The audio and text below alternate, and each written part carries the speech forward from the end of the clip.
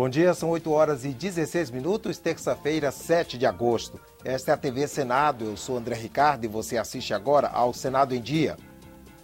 Primeira semana de esforço concentrado do plenário deve votar MPs do Plano Brasil Maior.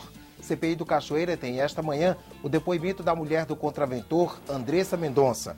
Comissão de senadores encarregada de analisar o novo Código Penal começa os trabalhos hoje. E veja os avanços da Lei Maria da Penha, que completa 6 anos. Agora, no Senado em Dia.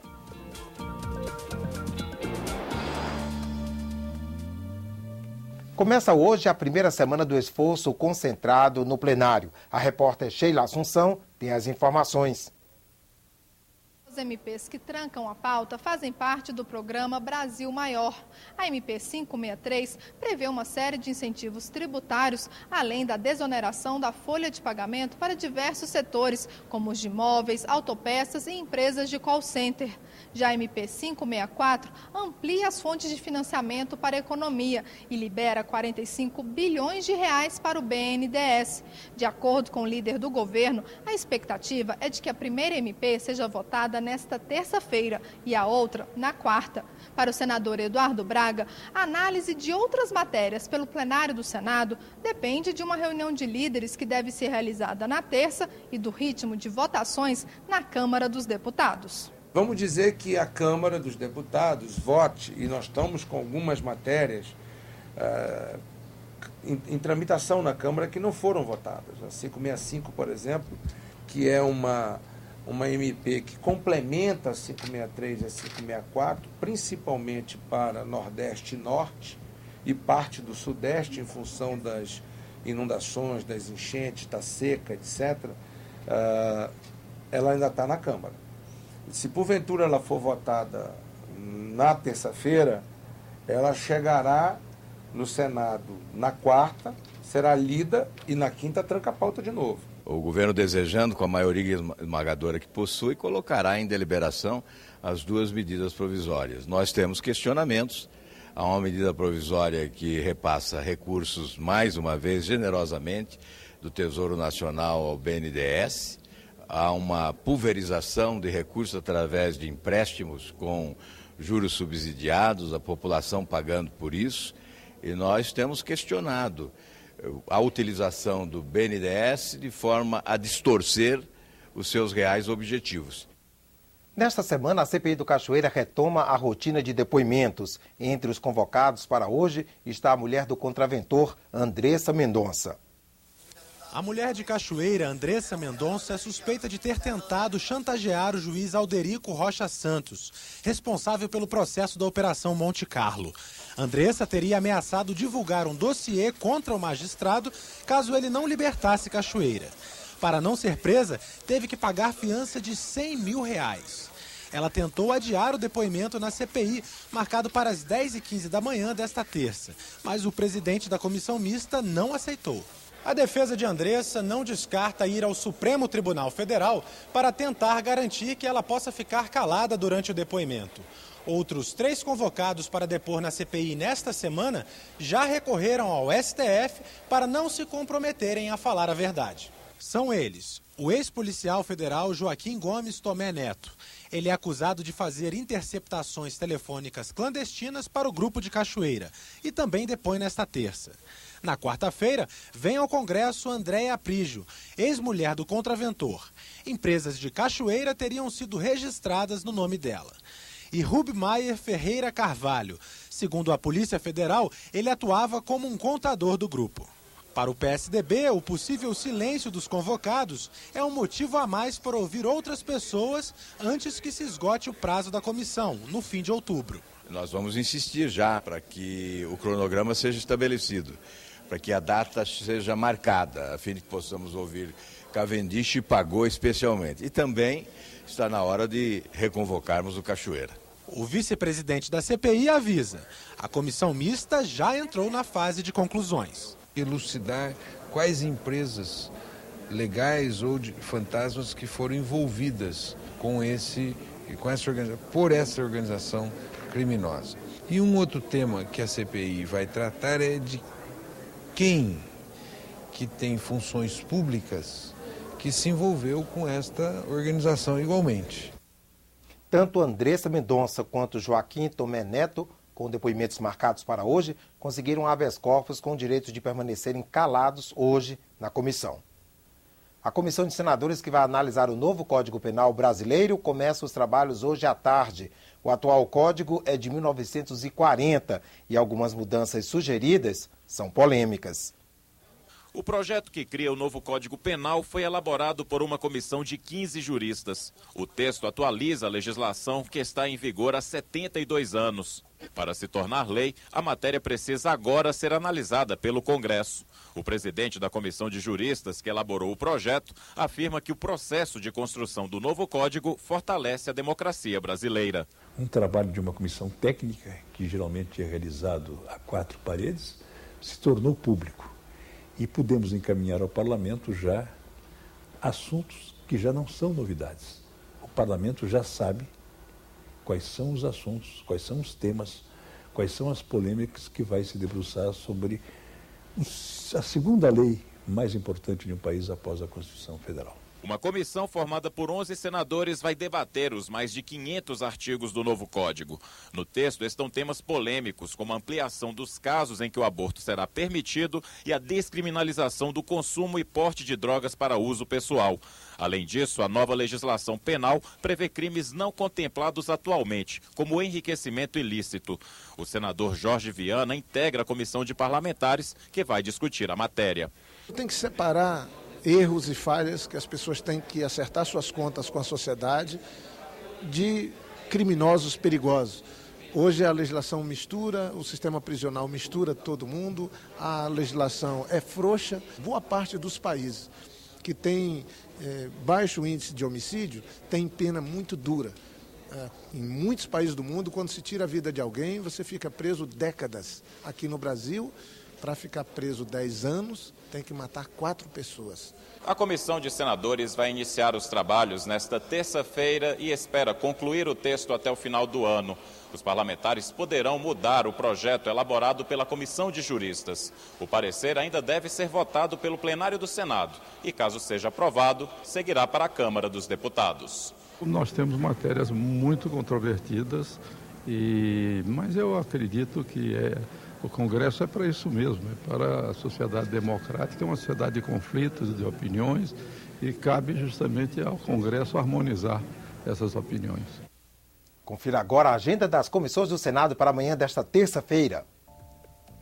15 itens na pauta da Comissão de Educação, entre eles o projeto que torna crime hediondo o desvio de recursos públicos da saúde e da educação. Crimes hediondos não são passíveis de anistia, graça ou indulto e têm progressão de regime dificultada. Entre os projetos na pauta da Comissão de Meio Ambiente, Fiscalização e Controle está o que prevê a realização de auditorias pelo Tribunal de Contas da União nas agências reguladoras. De acordo com a proposta, os resultados dessas auditorias seriam enviados ao Senado e à Câmara dos Deputados. A Comissão de Assuntos Econômicos está prevista para logo mais às 10 horas da manhã. O repórter Hermes Coelho está ao vivo no Túnel do Tempo daqui do Senado e traz informações sobre a pauta da comissão.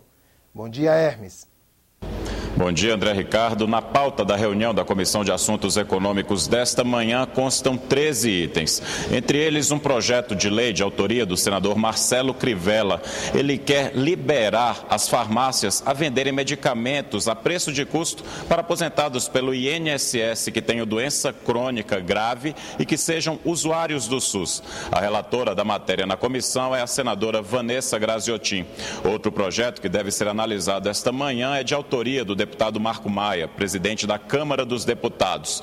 O deputado Marco Maia quer, por meio deste projeto, liberar os municípios que fazem fronteira com outros países a construírem lojas francas, no estilo das free shops que já existem nos aeroportos internacionais e vendem produtos mais baratos, sem a cobrança de impostos. A relatora da matéria na comissão é a senadora Ana Amélia. André. Obrigado, Hermes. A Lei Maria da Penha completa 6 anos hoje. Ela ganhou esse nome em homenagem à farmacêutica Maria da Penha Fernandes, que ficou paraplégica após 2 tentativas de homicídio praticadas pelo marido. A lei trouxe avanços no combate à violência doméstica, mas não é aplicada corretamente e o número de casos ainda é alto. Em 6 anos, foram muitas mudanças. Com a criação dos juizados de violência, os núcleos de promotoria de defesa da mulher, as defensoria, né? O Pacto Nacional de Enfrentamento à Violência contra a Mulher, eu acho que são questões que vêm da própria conquista da Lei Maria da Penha. Mudanças também na consciência feminina, mais coragem para denunciar qualquer tipo de agressão. Existem denúncias de toda a ordem, passa pela denúncia pela violência moral, psicológica, patrimonial, sexual, física, de toda a ordem existem registros. Em fevereiro deste ano, a lei ganhou mais força. O Supremo Tribunal Federal declarou constitucionais os pontos que provocavam polêmicas, como a igualdade entre os sexos.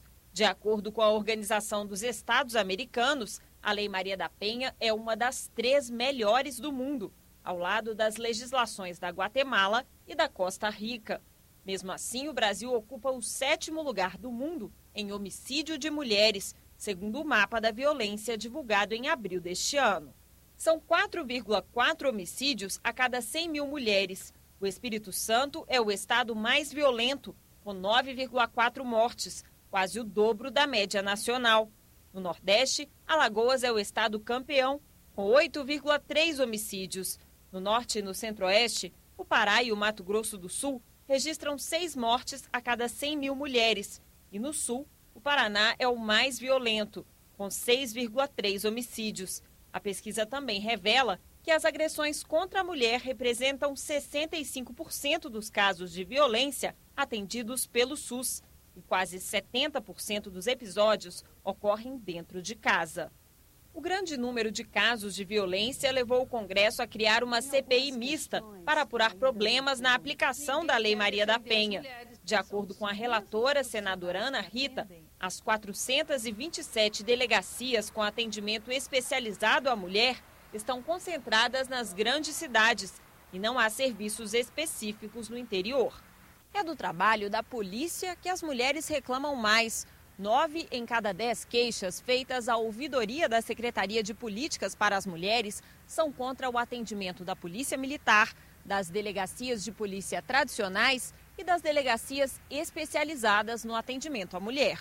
Para a delegada, o número insuficiente de policiais, a falta de consciência sobre a lei e o aumento da criminalidade são as causas das reclamações. Existe uma gama muito grande de crimes para eles combaterem, se deparar, e isso muitas vezes faz com que a violência contra a mulher seja entendida por eles como um crime menor.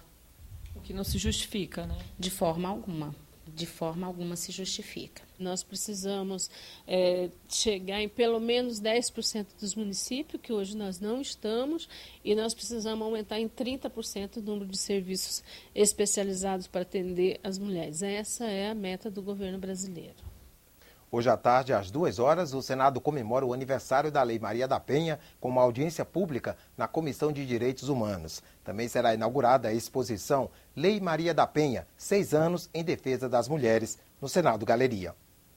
O Congresso Nacional realizou ontem sessão solene em homenagem ao centenário de nascimento de Jorge Amado.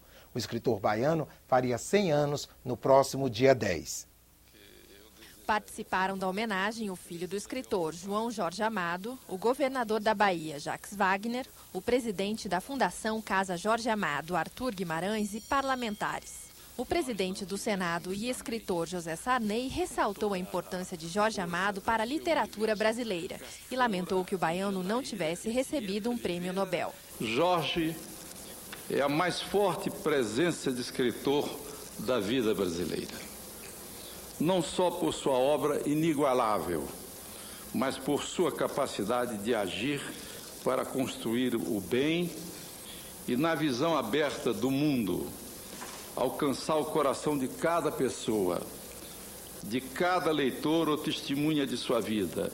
Jorge Amado nasceu em 10 de agosto de 1912, numa fazenda de cacau em Itabuna. É autor de clássicos como Gabriela Cravo e Canela, Mar Morto e Capitães da Areia. Suas obras foram traduzidas para mais de 40 países e adaptadas para o cinema, teatro e televisão. Foi eleito para a Academia Brasileira de Letras por sua obra que retrata, como poucos, a alma brasileira. A senadora Lídice da Mata, autora do requerimento para a homenagem, atribuiu ao escritor baiano a divulgação da imagem da Bahia pelo mundo. Jorge Amado amou tanto o povo baiano quanto a Bahia territorialmente.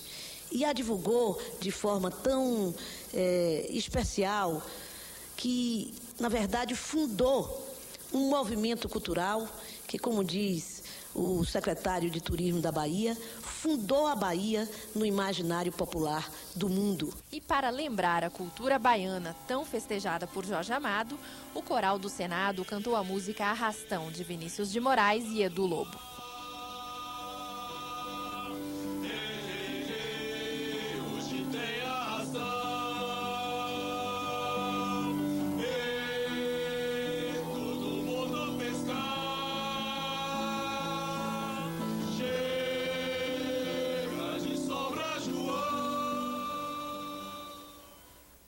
O Senado em Dia termina aqui. No decorrer da manhã, você acompanha outras informações nos boletins do Senado Agora. Enquanto isso, continue assistindo a nossa programação.